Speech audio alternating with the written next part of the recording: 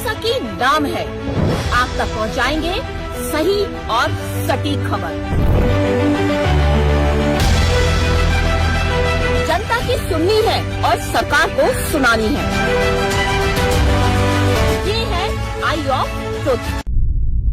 देश में एजुकेशन के सबसे बड़े बोर्ड यानी सीबीएसई के चेयरमैन और सचिव को एक साथ हटाए जाना मोदी सरकार का एक बड़ा डिसीजन माना जा सकता है। पर सवाल उठ रहा है कि केंद्र सरकार ने सीबीएसई 12वीं की परीक्षा प्रक्रिया में लापरवाही सामने आने के कई दिनों बाद ही क्यों चेयरमैन राहुल सिंह और सचिव हिमांशु गुप्ता को पद से हटाया। ऐसा क्यों किया? सरकार ने इन दोनों को पद से हटाने का फैसला पहले क्यों नहीं लिया? मतलब साफ था कि इन गलतियों के लिए सरकारी घास किन्हीं निचले स्तर के कर्मचारियों पर ही गिरनी थी। वो तो भला हो इस सिस्टम का शिकार 12वीं कक्षा के छात्र सार्थक सिद्धांत का, जिसके तेज दिमाग और परीक्षा में की गई खामियों की तैयार की गई प्रेजेंटेशन का। सार्थक के 7 पेज के प्रेजेंटेशन ने सीबीएसई में चल रही तमाम धांधलियों की पोल खोल दी। सार्थक ने ऑन स्क्रीनिंग मार्किंग के लिए वेंडर्स यानी कंपनियों का चयन करने की टेंडर प्रक्रिया में कई गलतियां सामने रखकर हर किसी की आंखें खोल दी। आपको बता देंगे सार्थक सिद्धांत झारखंड की राजधानी रांची के निवासी है। 18 साल के सार्थक ने सीबीएसई बोर्ड से 12वीं का एग्जाम दिया और रिजल्ट आया तो उन्हें नए मार्किंग सिस्टम पर सवाल उठे। उन्हें अपने अंकों को लेकर संदेह था और जब री इवेल्युएशन प्रक्रिया के लिए उन्होंने अपनी स्कैन आंसर शीट मांगी तो उन्हें लगा कि कुछ ज्यादा ही गड़बड़ है। उन्होंने जांच पड़ताल शुरू की। उन्होंने सीबीएसई के 576 से अधिक दस्तावेजों, टेंडर शर्तों, वित्तीय रिकॉर्ड को ध्यान से देखा और टेंडर प्रक्रिया की तमाम विसंगतियों को सामने लाए। फिर नए मार्किंग सिस्टम की खामियों को अपने ब्लॉग और सोशल मीडिया पर शेयर करके सीबीएसई और सरकार दोनों की ही आंखें खोली। अपनी पड़ताल में सार्थक को पता चला कि हैदराबाद की कंपनी को टेंडर देने के लिए बोर्ड ने 3 बार नियमों में बदलाव किया। ये कंपनी पहले भी कई गड़बड़ियों के आरोप में आरोपित थी। ऐसे में दोबारा उसी कंपनी को टेंडर देना एक बड़ा सवाल बन गया। सार्थक ने पहल की और सीबीएसई में चल रही धांधली सामने आ गई।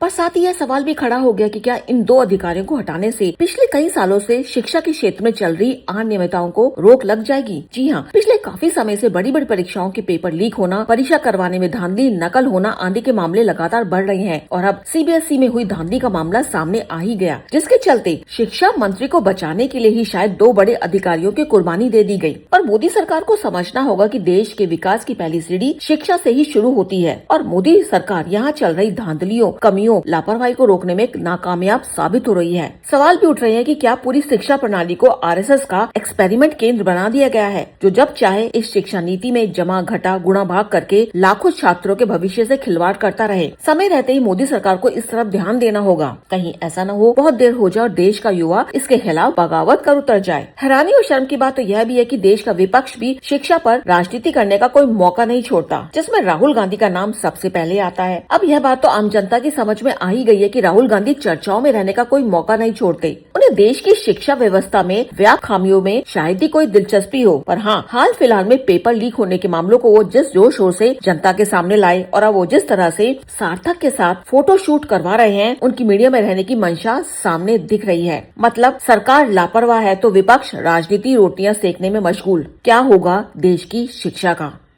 अनुजन रौदगी, आई ऑफ ट्रुथ। हमारे चैनल आई ऑफ ट्रुथ को सब्सक्राइब कीजिए यूट्यूब पर, इसे फॉलो कीजिए फेसबुक पर, इंस्टाग्राम पर, ट्विटर पर और कू पर। हमारे चैनल के बारे में फीडबैक देने के लिए हमें मेल कीजिए ioftruth.6@gmail.com पर।